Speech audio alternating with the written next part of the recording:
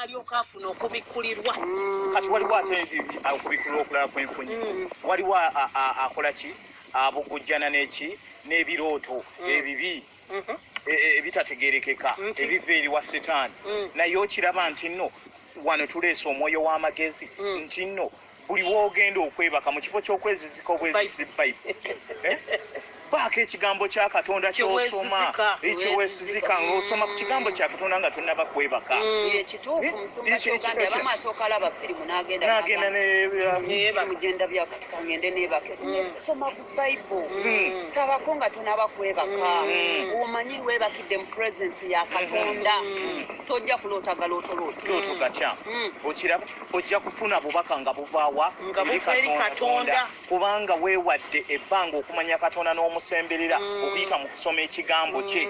Olwo nno ne mind yo n'omwoyo ne bijja kubanga biri set before God.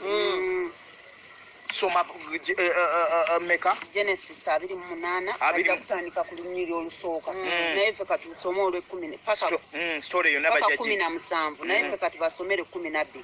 And he dreamt, and behold there was a ladder. Amaze okwezizika ki? Ejjinja ye Yesu. Ejjinja eryanyoomebwa. Tagenda oli najjayo ate ejjinja nange nja kuloota bulungi. Tugamba Yesu. And behold there was a ladder set up on the earth, and the top of it reached to heaven. Olaba. And behold the angels of God were ascending and descending on it. And behold the Lord stood above it and said, I am the Lord, the God of Abraham, your father, and the God of Isaac. The land on which you lie, I will give it to you and your offspring. Okiraba eggulu limaze okukola ki? Okweggula. Limaze okweggula. Alabye Mukama kati atandise okukka. Alabisibwa mu bamalayika ba Katonda. Bano bambuka, bano baka. Bano baleeta bitereke, bano batwalayo bubaka. Bazza bubaka. Simanyi okiraba ekintu ekyo. Ate lwaddaki oluvannyuma lwa sitoole eno omusajja ono gye yagenda yafuna omukisa. Olw'okumala okwezizika. Amin. Okiraba ekintu ekyo.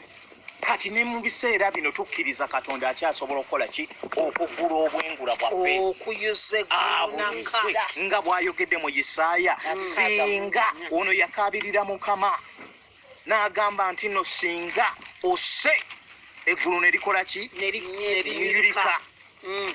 Singa oyuzizza eggulu nokka. N'ensozi ne zinyooka. Ekitegeeza ky'ogamba waliwo ekiyinza okulemesa eggulu kwegamba waliwo ky'oyinza okulabirako nti eggulu liggale. Twayogedde ku kimu mu njogera y'omuntu eyinza kukakasa oyo ki eggulu lyaggalibwa talina ssuubi yeeragulako negativity talina kalungi ke yeeragulako anti ye bwe buba bumukeeredde enkuba weetonye ewuweeto etya okiraba kwegamba wewava eŋŋombe ekuba omunaku kife mu linnya erya Yesu. Enjogera eba nayo epredictinga nti eggulu liggale. Kyekirala omuntu kyayinza okulaba nti eggulu lyange liggale. Nze ninayo rejection nga gwe buli woogenda ogaanibwa tokkiririzibwamu naawe wennyini ekyo nakyo kimanyi ekyo. Rejection etandikira mu gwe yennyini. Bano abantu bagenda okutandika okukola ki? Okulaba obubonero obwo okutandika okulaga ddala nti oliko rejection. Gwe wennyini gwasooka okweraga nti no teweeyagala. Kyava Yesu agamba yagala muki? Mulirwanaawo nga gwe weeyagala. Ekitegeeza osooka kweyagala osobole okwagala ki? N'abalala. Oba okiraba omuntu aliko rejection tasobola kwagaliza mulala, tasobola kwagaliza kirungi mulala kubanga ye naye takyeyagaliza kati ate akwagaliza eki. Bw'ojja obabulire omanyi ate eggulu eriggule ng'oyagala ddiraba obulungi mu kkanisa ya Kristo mwennyini mwolirabira mulimu be tutambula nabo nga bo eggulu lyaggalibwa oyo no sister gundi azze wano ye alaga mbuno simanyi asinza nnyo ffenno ffe twasookawo tuli ba myaka 7 tajja okirakiza banne oba okiraba kibeera kiraga guliggale oyo gundi nonno yakajja nonno naffe twabisookamu twabiraba nga twagaba twasigaasiga kati naye atweragirako mbw asiga gundi wandyekendezezza okusigako oli wa mwoyo nnyo banti batandika okussa nabo baagala otambulire wansi w'eggulu erikola ki eriggale njogera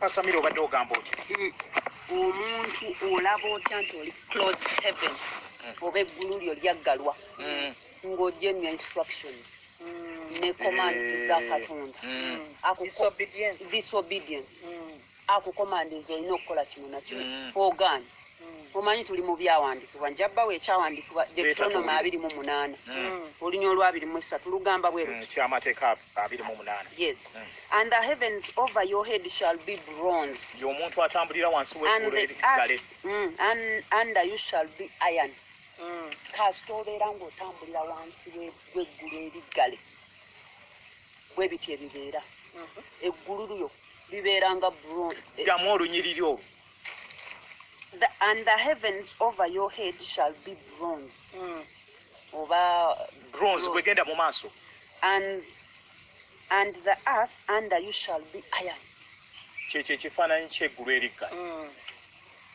kubanga odisobeyinze the instructions of the Lord kubanga bino byosiga tebibala blessings ng'onoofuna omukisa because you have obeyed ng'ogonze waliwo the blessings that you get bw'oba ogaanye odisobeyinze these are the curses ezikugoberera ayogedde ku ttaka oliwulidde waalikolimidde nalyo kyosiga tekikola ki tekikungulwa eggulu liggale liringa ekyuma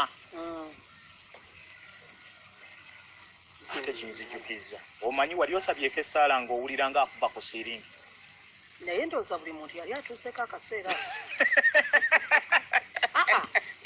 tulabe olaba ne mukama waffe yesu kristo yaye yatuuka ng'alabanga eriggale n'agamba senga kiyinzika ekikompe kino mukama wange lwakuba bayibuli tetugirayo nnyo naye alabika yatuukako naye n'abigaana ebyokusaba wembeera weekutomera nogasijja bisabayo naye ne bw'obigaana tewali kikyuka eno sitaani ng'ayongeramu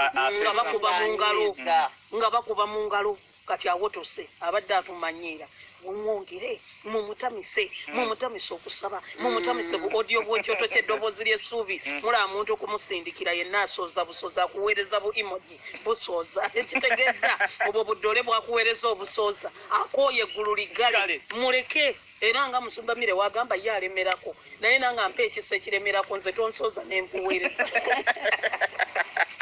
nonsitopinga era n'ogenda okulaba omuntu omuweereza bu audio acrossinze hands ekitegeeza ali mu luminati stop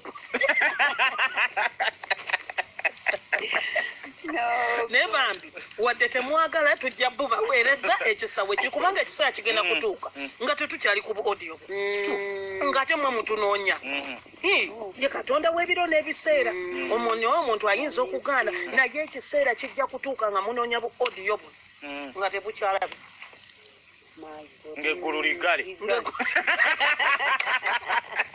anti mwanyooma ng'eggulu liggaddewo kati ng'okutufuna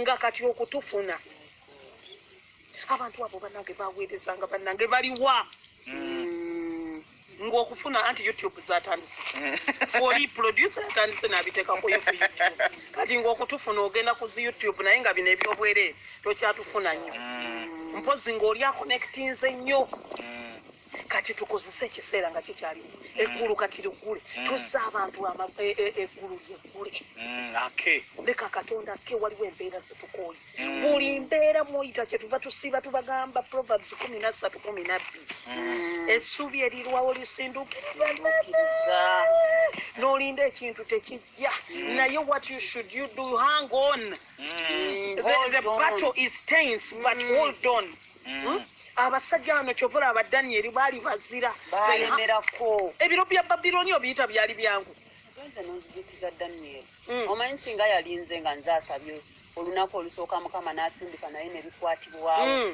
nandibivuddemu kituufu obivaamu ntegese ennaku zange 3 ate onyongerayo mbunsaba 21 kiba tekisoboka nandibivuddemu ng'omuntu naye ate kirabika Mukama taliiyo taliimu naye ate ekisesa tasobola kuwa kintu nga tokisobole aba ategeera nti ono bana emmere wange ajja kuyitawo ate ono antajja kakati kankiwe ono mmere asobole okuyitawo ono ani kamuwe kino kyanasobola ekitegeeza abantu balekerengaawo okuyingira mu zi ofiisi z'abannaabwe musumba samuwoyita siyitawo obeera toyitawo aba ategedde nti ono yajja okisobola kyova olaba abantu balwanidde nnyo ofiisi z'abantu eggulu ne lyeggala eyo nayo karakiterisi woolisiwo vaawo otambulira mu linyirivu sizise okwemulugunya nakwo kulaga close heavens ate awo okwogera oli neyemulugunya bannanke ndabye ki weemulugunya mu maaso ga Katonda awaggalira ddala eggulu ekibi kireeta eggulu okweggala ate nonono okwemulugunya kugatenoki n'obujja Mukama gwokolera balala nze nabaaki nze nkuwa ebimu eby'ekkumi nze omanyi bajjayo ebizitozito ate nono agenda ogira ekimu eky'ekkumi kyowa kiwera naye mpa naye okuwa ekimu ekikulu si kibi musumba kirungi naye engeri naye Katonda gwe bamukuttemu amataayi ate nkuwa lindako obwiru bya Katonda ekiseera kye kyekituufu yowaani wali obaddekaawo omuntu n'agamba bannange mpe mu kanisa muno ekimu eky'ekkumi naye sifumbirwa ffe bakatonda lindako ekiseera kya Katonda kituuke nga bw'okkiriza Katonda bw'oyambako n'omusumba omusumba tojja mukwata matayi musumba mpe ekimu eky'ekkumi ne luli nawayo ensigo nga lwaki sifumbirwa ne first fruit n'engireeta musumba ye Katonda wo eri Katonda wo omukaabirira omusajja ono agambye nti singa oyuza eggulu nokka teyamugamba Mukama ajjukira ebiweebwayo simanyi biki nze mpa ebimu eby'ekkumi ne weerijja Katonda kwegamba ekigambo singa ebayibuli tulisome n'obwegendereza singa I wish you could rend the heavens and come down kubanga yali ategedde Katonda nti mu bwa Katonda bwe nakka ndaba omusajja ono yali ayita Katonda kenga omuliro kubanga eno eŋŋambye nti no that the mountains might flow down at your presence melt down zisaanuuke ekitegeeza ku mulundi guno yali ayagala Katonda kenga omuliro ogenze n'onzijukiza Moses mu Exodus 19 olunya olw'18 basooka kwetukuza mu maaso ga Katonda ng'aleeta abaana ba Isirayiri okusisinkana Katonda Katonda okujja yayuza ggulu n'ajjira mu muliro mu Mountain Sinai with a smoke nakka bannanga keke wange waliwo agamba musumba Mire Mami Ann musumba Sam mpulira ebyawandiikibwa byonna bye muleeta biri mu ndagaano nkadde naye mu ndagaano empya nga nze Yesu nga siwulira Katonda wayuza ggulu basome ebyawandiikibwa Yesu ng'abatize kiki ekyaliwo awo eggulu lyayulika naka n'abwatuka n'agamba ki ono mwana wange bwe nsanyukira mumuwulirize kiwede omwoyo naka ekitegeeza kikyaliwo ne mu ndagaano empya yiyi mu accident yakka naawe era yakka ne wabawo ekikankana ekinene abantu ne batandika omuyita omuzimu wano ebibadde biyitiŋŋana the Holy Ghost ne batabulwa the Holy Ghost came and they were filled with tongues of fire ne wabawo ekikankano mu nnyumba mwe baali ate ogenze n'oyogera wansi omwozeza nti ng'ali ku musaalaba asize omukka gwe ogw'enkomerero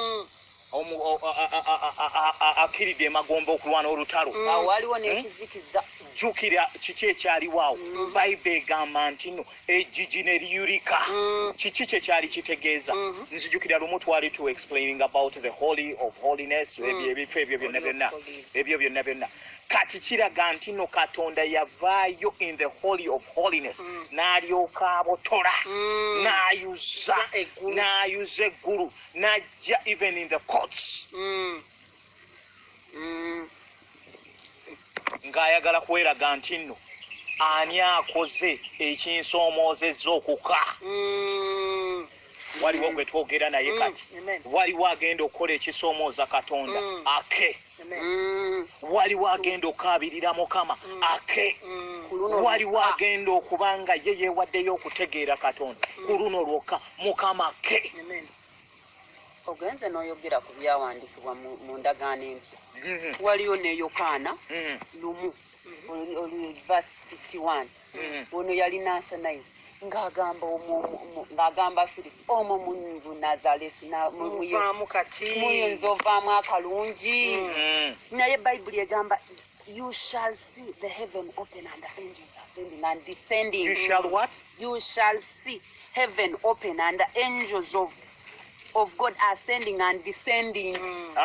Nga ayogera naye nga olwo muvuddemu akalungi hase bw'aba omuwuliriza awuliriza ku kyoto ky'eddoboozi ly'essuubi lya Katonda ekyo takitutte abaweereza tukitutte ajja kuka abo malayika ba Mukama bagenda kuweereza nga we bataweerezanga nako oba okitegeera obadde okyaleetayo akabonero akalala otegeerera ku ki omuntu nti naali wansi w'eggulu eriggale akabonero akalala gwabeerawo satanic obstacle etya nga waliwo nga babagitanga satanic nga bonoolaba satanic exchange nga waliwo ekikuziyiza nga naye kiri evil waliwo amaanyi g'ekizikiza agakuziyiza nga gegaleeta obstacle nga yekuleetera nga Isaaya bw'agambye kati tunuulire Isaaya bwe yali atunuulidde zino ensozi nga ze ziringa nga zi obstacles ze yali alaba mu maaso ge ng'agamba singa Katonda ayuzizza eggulu nakka zino ensozi zandisaanuuse oli mu mbeera omanyi awo oyitawo naye ng'olaba embeera tebigenda mu maaso nga mami ani bw'ogenze n'ogamba omulimu oguweddewo buli omu akuvuddemu emikwano tewali akuyamba ng'oli stranded kumbe nga waliwo satanic obstacle nga the only option is looking above nga kyava ne Dawudi agamba nti naayimusa amaaso gange okusukuluma ensozi zonna kubanga okubeerwa kwange kuva eri Mukama. That is Psalms 121. Okubeerwa kw'omuntu yenna ali kuno ku nsi ddala ffe abaana ba Mukama kuli eri Mukama kyekiva ekyandikibwa kino kigamba if you could rend the heavens and come down because kwegamba wano wendi I'm stranded. My hands are tight, my legs are tight, my eyes they can't go beyond that wall, they can't go beyond that mountain. It is you to rend the heavens and come down and save me and come like smoke or your cosetes in sources. Rend the heavens. Satanic obstacle zensozi tosobola kuyimirira mabega w'olusozi n'olyoka olengera ekiri mu maaso okujjako nga luvuddewo luyina kusooka kuvaawo n'olyoka otoloka n'oyitawo tewabaawo na panya zino ensozi zino ennene simanyi zirwenzoli simanyi erugoniza naleero nga waluyimiridde ate obeeranga kagundi kakamunyeera nga lukuyitiriddeko bungi simanyi lusozi muntu ono lwayitamu lusozi luli muzito oweredde nga ne bwogezako okumuweereza kahalo akublokinga nako teyeeyagala yakoowa n'abamugamba Yesu yeebazibwe awulira nga amuvumye agenda n'agamba nze Yesu namussa wali naawe namuteekako wali akeera ku makya n'atuula oba kyekiddako naye yeebazibwe Mukama wa kisa ne bw'otuula era asindisa eggye ly'abamalayika asindisa abaddu b'oku kyoto ky'eddoboozi ly'essuubi balyoke bakugambe nti wakyaliyo essuubi abange waliyo essuubi omuti we gutemebwa Yobu 14:7 lubeera muti gwa bulamu ku lw'akaloosa k'amazzi akaloosa k'amazzi ke tuleese leero wabeewo ate agolokoka. Amen. tuzze kufukirira gwe abadde aweddemu amaanyi tuzze kuyambako tukowole katonda asobola okuyuza eggulu ate nno nendyoka nzijukiza omusajja ono bannange ate mukulikeeyo anti ngabo kati oyo yali wansi wa ggulu liggale alinda kidiba kyetabule myaka 38 waliwo aludde ku kidiba twabagamba wano tetuli ku kidiba amafuta g'ekidiba wano tegaliiwo tuli mu ogukulukuta tusooke tugamba abantu banayi tubaaniriza katonda yakoze n'ekirala ekinene tuzeeyo mukama ayina we yatutadde era buli endi y'omwezi enkomerero y'omwezi friday tugenda kuba nga tuweereza mu overnight yatuwadde yalina we yatuwadde waliwo ye yatubadde era tutandika lito by lito kyeŋŋamba abantu akaseera kagenda kutuuka nga buno mutukozese nga bwe tukyali kubanga tugenda kutambula amawanga obujja nti wagambye nakyo kiri andakulusibe enkundi tokwatibwa bujja kuba engalo ali eyo njagala mami ani ataliiwo aliyo nga tekikyasoboka ng'abantu batwetaaga beetaaga okuyonka ku mabeere g'amawanga mukama yakikoze ayina we yatusimbye era buli endi y'omwezi ng'olina abantu bo biki baconnecting tube nga tubaaniriza bajje bafunemu nnyo mu mwezi guno bagiyita batya the last month the last Friday of the month babe nga abantu basumulubwa mu linnya erya Yesu tujja kuba tubadirectinga mu linnya erya Yesu erewo ekitiibwa tukiddiza mukama new beginnings kitiibwa kiddiza mukama yatandise olwo naye mukulike eyeggulu yabadde y'amaanyi nagenze ne mpulira ku musajja ono yabadde ku kidiba anti ogenze n'omunzi ng'eggulu ligale ng'eggulu ligale talowooza buli ajja yamulekawo ye ate tulina bana abali mu gundi ffe nno bannange era owa 38 nti kale n'oli akajja emyezi 2 agenze kale agende naye eggulu we lyayulika katonda bwe yajja yesu bwe yakka anti tuli kwabo abaweddemu amaanyi aweddemu essuubi akeera kutunuulira tv n'alyoka alaba tv n'atambula n'agamba kwegamba ali awo n'erinnya yeewagadibe nga lye ali awo tafaayo ogenze n'oyogera ku yesu bwe yakka kyeba bayibuli egamba mu Ephesians 4:8 when Jesus ascended into the lower parts of the earth he stripped the devil leading the captivity that is Ephesians 4:8 leading the captivity captive and gave gifts to men. Amen. Yes, naka kunsi nakwata Satan nasooka na Satan gwe yamukuba n'amussa wansi n'amujja my God n'alidinga abasibe n'abasimulula n'abawa ebirabo. Haleluya. Kati yono omusajja ali ku kidiba Yesu alabisibwa myaka 38 ali n'abasibe ali awo yamubuuza oyagala nkukolere ki anti munange njagala kunsuulamu ate nga bansoose ngaali mu kwekwasa waliwo abakola ebyo yekwasa munaye anti munaye kati ate munaye nina kapito owaawa nkukolere ki nandibadde nsaba naye sirina budde anti munaye nandibadde nsaba mukama nayuza eggulu naye abudde siri nkukolere ki abuuza akubuuza paka Yesu we yalabanga ono gwabuuza atazze omuyamba azze omutaasa amumalira budde bakyamwetaaga mu kibuga ekirala n'agamba ssebo siina kirala kyengenda kukola nze sisuula mu bidiba ndi bugga ogukola ki ogukulukuta ogutambula ntambula siberamu nansiri Yesu mba njagala bansuulemu ate bwe kinaamugamba ssebo wulira nze sisuula mu kidiba weetikke bweti si kitanda kyotambule nze ndowooza omusajja yasooka nayo nange Yesu mbeera agenda kumpayoko kamere anteeyoko akatogo kubanga buli eyajjanga ku kidiba yasaasiranga omusajja bambi ng'olabye nga bamugulirira n'ebibiri bo nga bagwamu nga batambula bagenda naye tuzzenga ekyoto ky'eddoboozi ly'essuubi tetuli kidiba tuzzenga omuggo ogutambula ogukulukuta because my God in Jerusalem woba osoma mugundi ekyo ekibuga ekitukuvu the throne of God kulika the white crystal of that water kakulukuta si kidiba. One other gundi ate kitututte ku gundi endala characteristic y'eggulu eriggale is stagnancy kyekidiba gundi va kukidiba.